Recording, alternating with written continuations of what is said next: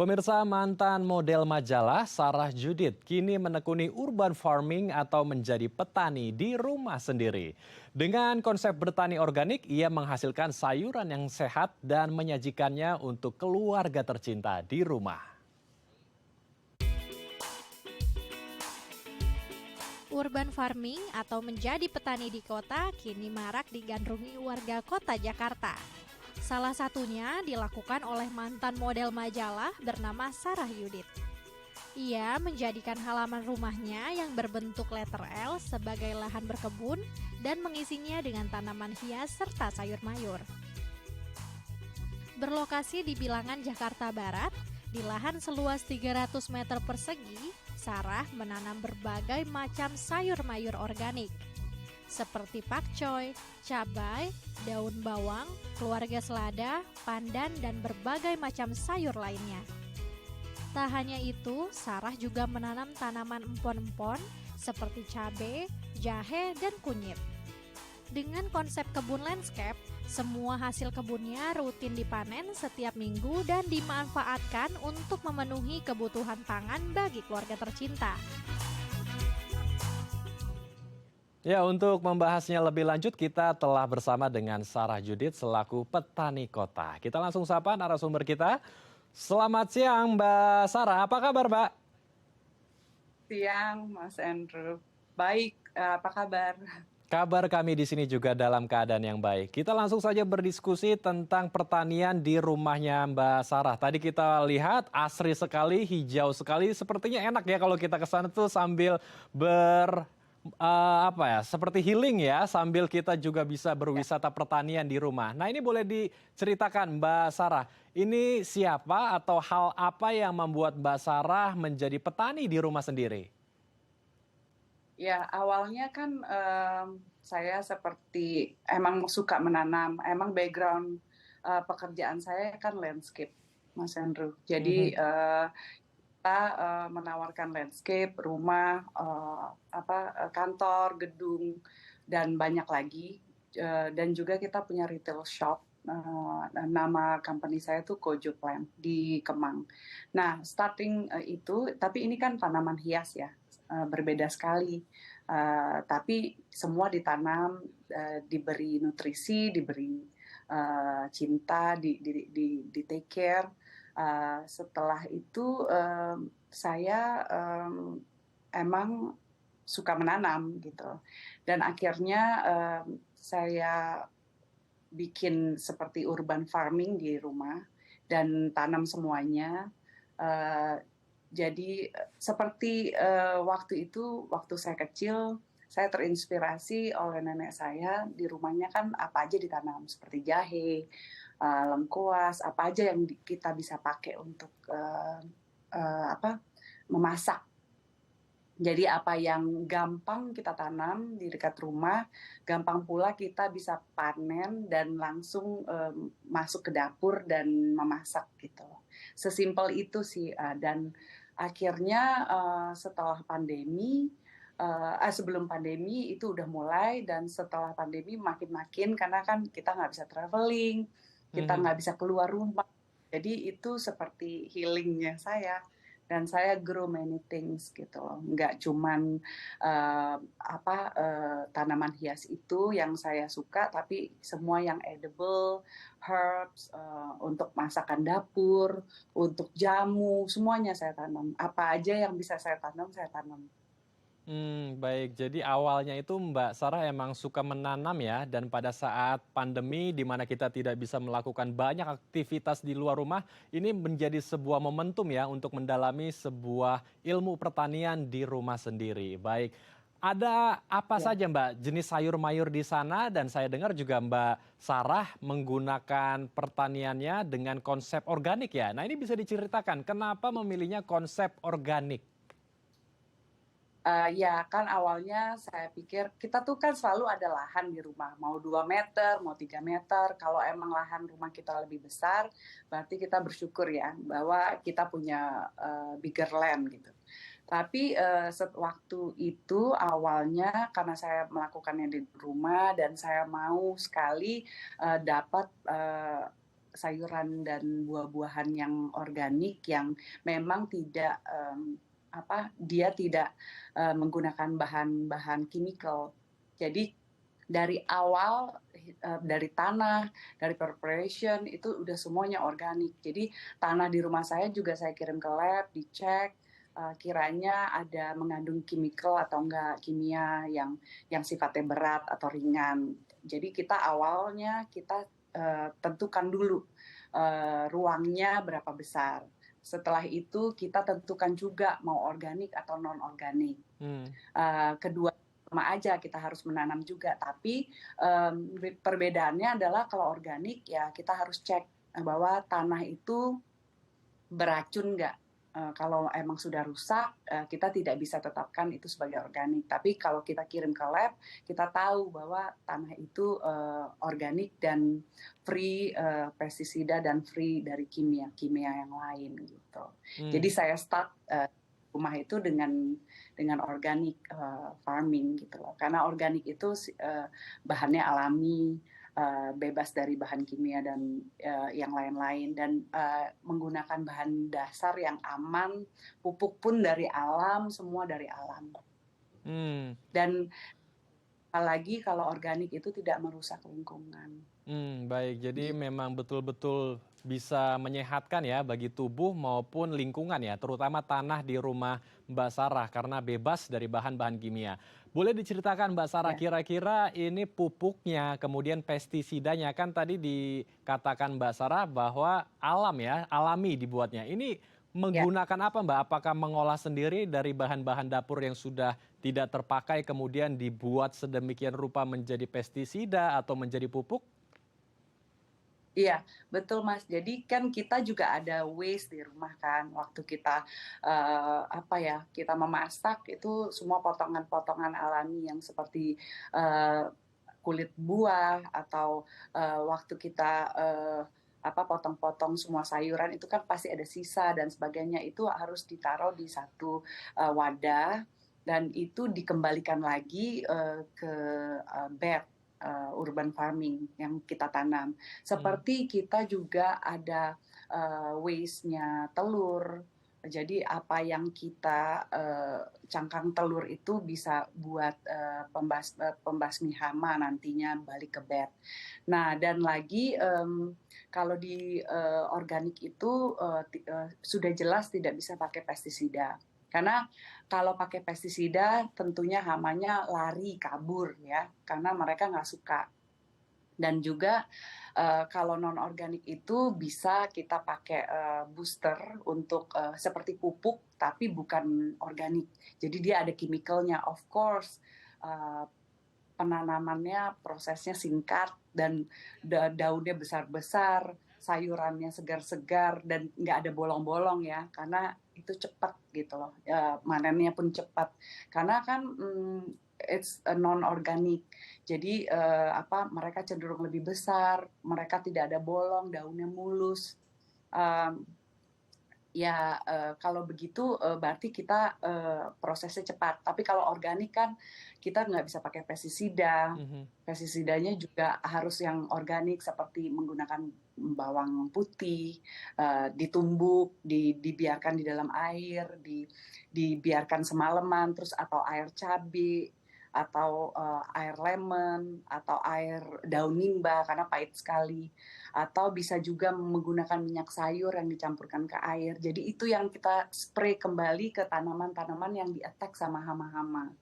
Gitu. Jadi prosesnya very natural, ngejelimet, tapi harus penuh kesabaran karena nggak gampang berurusan dengan organik. Karena kita ramah lingkungan.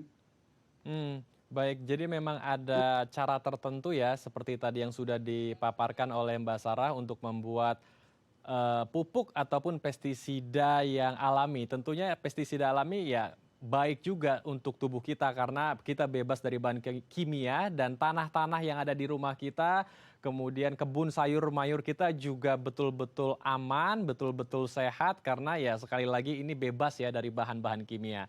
Baik, saya dengar juga dari hasil pertanian atau sayur mayur yang ada di rumah Mbak Sarah ini juga mampu ya untuk menghemat pengeluaran Mbak Sarah berbelanja ke pasar. Kira-kira persentasenya berapa nih bisa menghemat uang belanja Mbak Sarah? Tapi ditahan dulu Mbak, karena kita akan bahas usai jeda. Baik pemirsa, kami akan kembali usai jeda, tetap di Halo Indonesia.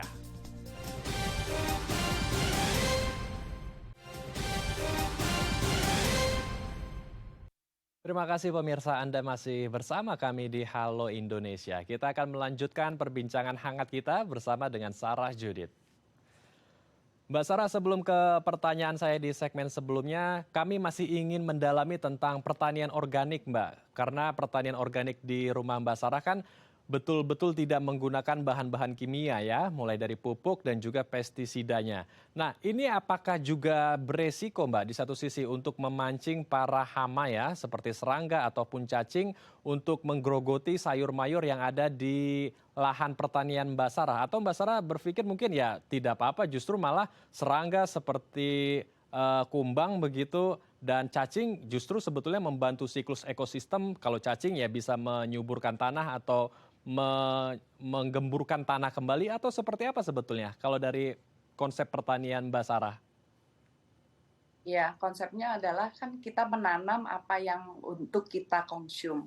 Tapi karena dia organik, pestisida tidak ada, of course yang namanya hama berdatangan. Hama itu macam-macam, dia nggak bisa lihat. Dia cuma bisa sense. Begitu dia datang, dia lihat, aduh ini seladanya kok gemes ya. Seladanya kok kayaknya manis, crispy, dan semuanya oke kita makan deh gitu. Jadi di attack lah ya satu selada, dan nanti di sisi lain ada apa pocai, ada tanaman yang lain dan di attack juga ya. Kita bisa basmi hama-hama tersebut dengan macam-macam. Seperti yang tadi aku udah share, kita bisa bikin pestisida alami. Itu di Google di mana aja bisa bikin. Jadi bisa pakai bawang putih, lemon, cabai, dan semuanya itu dibikin sebelumnya, ditaruh di semprotan, nanti kita spray-spray. Dan untuk menanam urban farming ini ya butuh waktu ya, karena daily kita mesti lihat ada yang serangan hama baru atau enggak, dan weekly kita harus juga spend time juga untuk melihat ke mereka, mungkin mereka harus ditambah pupuk dan sebagainya. Nah, kalau hama datang make sense karena nggak ada pestisida, bahan makanan itu enak. Kita kalau hama datang berarti aman untuk dikonsumsi sama kita, karena kita kalau hama aja suka, apalagi kita. Nah, jadi kalau misalnya ketentuannya oke, hamanya datang banyak, tapi yang dimakan cuma 10% atau 20% in total gitu ya. Ya nggak apa-apa, karena kan itu kan hama datang terus tiba-tiba hama nanti jadi muter kan ekosistemnya. Jadi nggak apa-apa kita makan daun yang sudah bolong-bolong sedikit, tapi kita masih punya 80% dari hasil panen kita. Itu masih kategorinya baik. Jadi kalau hamanya overcome semua dan makan kebanyakan dari hasil panen kita, nah di situ ada problem dan kita harus ubah semuanya. Misalnya kalau misalnya banyak ulat kecil, kita bisa taruh ayam di situ. Jadi ayamnya makan ulat kecil, ayamnya pupuknya jatuh ke bed, dan itu bikin nutrisi lagi ke tanaman-tanaman yang lain, itu jadi muter. Jadi misalnya ada kutu putih di bawah daun, misalnya kita tanam terong atau cabai atau tomat, kutu putihnya banyak, kita bisa beli lady bird gitu yang warna merah, kita bisa beli, kita taruh di situ. Biarin aja mereka hidup di situ, karena apa? Kita aman dari hama, bugs-nya makan si kutu putihnya nggak nyangkut lagi di pohon tomatnya panen kasih ke kita gitu loh. Nah, Nanti kalau kita panen tomat, ada beberapa yang misalnya lalat buah, dia ketusuk, jadi jadi busuk lah 1-2 tomat, ya kasih aja. Maksudnya lalat buah datang, dia attack 1, 2 atau 3 tomat, tapi the rest of the tomat aman, ya kita anggap aja is a blessing. Baik. Jadi Begitu. ada 2 poin yang saya dapat nih. Yang pertama adalah kita secara tidak langsung seperti berbagi ya kepada makhluk hidup yang ada di sekitar kita. Dan yang kedua adalah kita menjaga siklus ekosistem lingkungan yang ada di rumah kita. Jadi ini luar biasa sekali ya. Ada aksi sosial juga dari pertanian organik. Nah, dari pertanian organik ini kan tentu ada lahan ya yang harus kita gunakan. Pertanyaan saya bagaimana Mbak Sarah ketika ada pemirsa di rumah mungkin yang terinspirasi dengan diskusi kita kemudian ingin menjadi petani kota namun lahannya tidak luas, tidak besar mungkin seperti yang di rumah Mbak Sarah. Bagaimana tips atau trik Mbak Sarah untuk pemirsa di rumah agar mereka juga mulai mau mencoba menjadi petani organik di rumahnya dengan lahan yang terbatas? Oke, kalau sebenarnya kita nggak punya alasan untuk tidak menanam. Jadi kita mau nanam tuh bisa di mana aja. Kita bisa di dalam pot, kita bisa punya balkoni yang cuma 2 meter kali semeter, atau kita punya tanah cuma sedikit. Yang pertama adalah kita tentukan dulu lahannya. Hmm. Misalnya kita punya rooftop ya, Mas Endro, rooftop yang kita nggak pakai, kita waterproof. Habis itu kita bikin bak-bak bed. Terus abis itu kita kasih tanah subur di situ dan pupuk. Nah, mulailah kita nanam-nanam apa aja. Karena pertama kalau di rooftop kan berarti tidak ada kendala untuk matahari karena harus full sun kan. Jadi kita tetapkan dulu areanya, lahannya berapa. Nggak usah perlu besar. Nanti variasi tanamannya aja yang kita banyakin.